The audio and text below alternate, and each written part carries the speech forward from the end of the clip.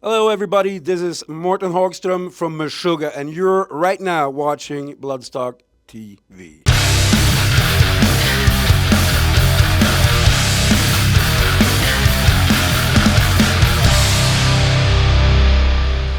Thank you for joining us once again on Bloodstock TV. I am sitting in the headliners compound with Mårten from Meshuggah.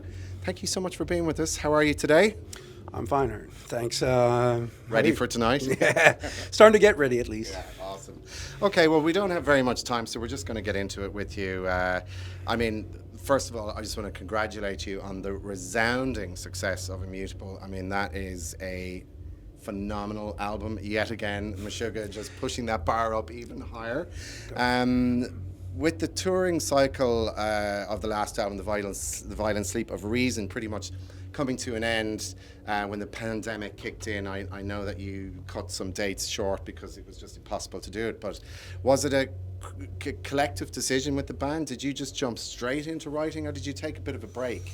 No, we didn't really take much of a break, but we had a time period. Here's how it went down. When our lead guitar player Frederick took a hiatus, he was like, "I'm out doing this stuff for 3-4 years, building his own studio and all that." So we were like, "Okay, what are we going to do about that? We need to finish our touring." So we got Per Nilsson in, and when we started to look like we had like maybe 2 tours left or something like that of the Violent Sleep of Reason touring cycle, we were like, "Okay." Here comes the pandemic, and everybody was like, okay, and we were like, okay, so how's this going to look? And we're like, okay, right now at this moment, we're actually quite well off, because we're like not. I mean, we could have been one of those bands just coming out with a brand new album next week, and that would be a different deal altogether. Yeah. So to us, it was like, okay, this is kind of reality pointing us towards making a new album anyway. So let's utilize whatever this turns out to be, And I think a lot of bands did, because it's. Basically the only choice you got. Yeah, so. I mean, you had to be like bands had to be really smart about what they were doing about that. It was. So like it was like basically, what else are we going to do? So it was a collective decision that way. Yeah. Well, you made the right decision, and look, here's the fruits of. That decision is immutable. Am I correct in saying that like the bulk of the writing, was you kind of ended up doing the bulk of the writing? It depends on how you see it, but yeah, I think I wrote 8 out of 13 songs or something like that. So yeah, but it was like it was a collaborative effort all the way through. I mean, it was, to be honest, when we had the initial, like when we were like, okay, let's do an album, okay, another album, let's go.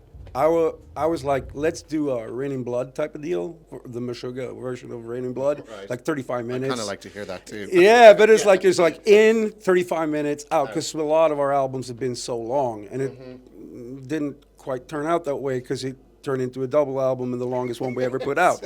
So opposite. The best laid plans and all that crap. So we're like, it should teach us once for all, is like, don't plan too much. Just decide to do something and see where it takes you, because it's always the way it works with us. And we're really happy that we managed to focus our efforts and make it out on the other side and feel happy with the work we've done. So we're stoked, and it's really fun to actually be able to get out and play it in front of people. Well, absolutely. That's kind of like the whole reason for it, really. Yeah. Just briefly tell me, because I'm very interested to know, when you're writing, because there's so many, from polyrhythms and time signatures and everything, do you work very closely with Thomas with the drum patterns, or what's the formula? Do you just send over a bunch of riffs? Yeah. And it's a bit different from song to song and album to album, but if you want to, if we get to generalize the whole process, like between all of us, basically, Thomas don't write notes. So, for him, it's about focusing on what he can come up with on the drums. Sure. But if I write a song, most of the time I write all of it, drums, everything. Same with Frederick. But, every once in a while, it's like, oh, this is a cool thing, and Thomas has a cool thing, and then we work together. So for this album, Dick and Thomas worked a lot together, like that, like working off of Thomas' ideas and Dick's ideas, and then Dick had a couple of songs of his own, and then so they were collaborating the way maybe me and Thomas used to do. But Thomas is a victim of this whole. I see this meme going around the internet a lot about like guitar players programming drums for drummers to play, and how like, and I'm laughing all the time because it's like this is a meme going around now, and that has been Thomas every day since day one. Since day one. I mean, not that he doesn't. I mean, he's a brilliant drummer, so he makes his way around it. Does he laugh at those memes also? Sometimes, and it's like he sent one the other night. Like, so it's like, you know, okay, point taken. When you look back to say like 1990, okay, Contradictions collapse, and just monitor the band's sound and how it has evolved, even just 5 years into Destroy, Erase, and Improve, like there was a massive jump, like huge evolution of sound. Was the intention to let's completely dismantle the blueprint of the way song structure is and just reform it, and like, I mean, there's nobody like Meshuggah. There's nobody. You know? I think to us it was kind of that we were realizing that was what we were trying to do, because it was not like a conscious. We were young kids. We were not sitting down like, okay, guys, let's figure this out. Yeah. It was like, for us, it was like we grew up with, like every band does, like influences and all these things going on around you, and for us, we happen to be this is, I think, the most like common trait that we have, like that we, for like very early on, could kind of sense what we felt were lacking in music that we thoroughly loved, you know, because we love this, and then we started growing, and it's like you could kind of, there's gaps here, there's things you can do with this, there's ways to go, there's territory untrodden, or whatever you want to call it, and it was, and that becomes when you're young and you're imaginative and you're a composer and you're starting out and there's no boundaries. That's like virgin territory. That's being an explorer. That's like, and that's what I think we've been about. We've been exploring, you know, like, okay, there's a way to go there. Yeah. And people say, why do you want to? Hey, why do you want to go there? Because no one else has. Yeah. Yeah. So that's been the MO, you know. Well, look, I mean, there's no question that it's definitely working in your favor, and you have hopefully, because we've been stubborn about it for a couple of years. Yeah. Well, look, I mean, here you are, Bloodstock headlining. You know, it's paying off, Granted, you know. Yeah, we're so humbled by the fact that we're getting to go out and like display what we've been doing for so long, and like every time we get back, it's like in a better spot, and for that makes us like still feeling like we're, even though we're old dudes, been around for ages, that we're still stepping up. Means that we're still pioneering ourselves, you know, we're showing off in better environments, and that's to us, when you're that's like a gratifying thing, you know. Absolutely. Okay, just a couple more quickies for you. Am I correct in saying, like, you are always writing, you're always fiddling around with music and putting things together.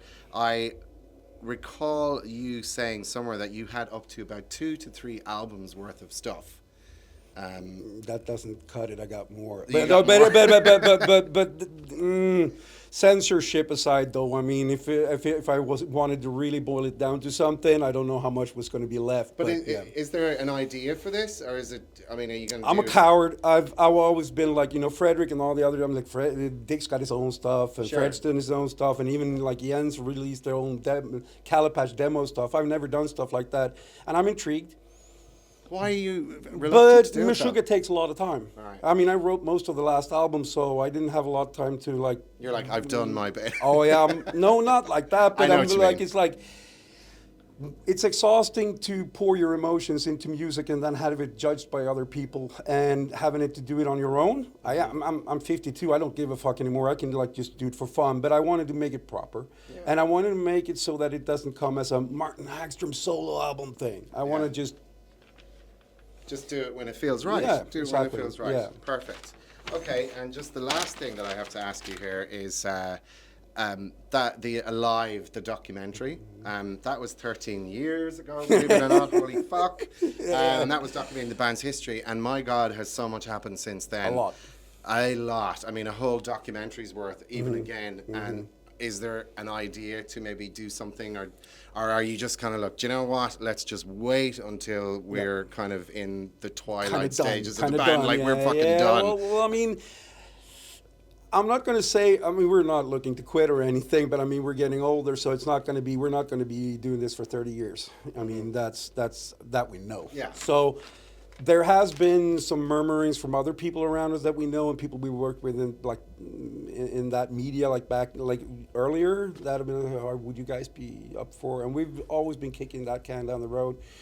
Just for the sake, like you were saying, Yeah. okay, let's Yeah. at least know that there's something that's looking like we know that, you know, so that we're not, shit, we should have waited 14 more years. Because a lot of effort goes into that, and then when Yeah. you make it, and Yeah. then chances are the most incredible thing ever will happen to the band, and Yeah. you'll be like, fuck. Yeah, and there's so much not covered. And one thing, I'm not a big documentary guy, but like read some of the books and I see some of the stuff that people like turn me on to, like, you got to check this out. Yeah. And some of the stuff I see, I know, like, because I'm old now, so I know some of this stuff I hear about, and I know it's not true. So I'm like, I don't want to be, if it's going to be a Meshuggah stuff, it's got to be legit. It's got to be like portraying us from the, like, you know, and it's never going to be a book, but it's like, if it's going to be we need to do it differently than last time around. And I mean, stuff that we wanted to portray about the band that felt right when we did Alive might not feel as appropriate, or not appropriate, but, you know, like in the vein of what we are today. Yeah. So I would rather have someone look back, as a fan, I would rather someone look back at their entire career. I'm not really interested in what somebody said when they were 33, if I can get their opinion when they're 63 about the same musical opinion, because they will have grown. Yeah, they for will sure. have experienced. And We that's hope why I so. want to know. Yeah. I want to know what is your sum conclusion of this entire body of work. That's my interest. So if somebody came up to us and said, like, hey, Mårten, you want to do a Meshuggah kind of thing? We're not, like, opposed to it, but it needs to be done Correctly, correctly. factually Yeah, correct. Exactly, and, yeah. you know. And in a way that it presents stuff that we think people would be Yeah. remotely interested to, like, actually check out. Yeah. So, So when the time's right, the time will be right. Yeah. Excellent. Well, on that note, thank you so much for taking the time to speak to us. Thank you. And we're going to leave you to get ready for tonight's jaw-dropping, no doubt, performance. We'll see. But That'll listen, be fun. thank you so much. Appreciate it so much, and best of luck with everything going forward. Pleasure having you. thank you for having me.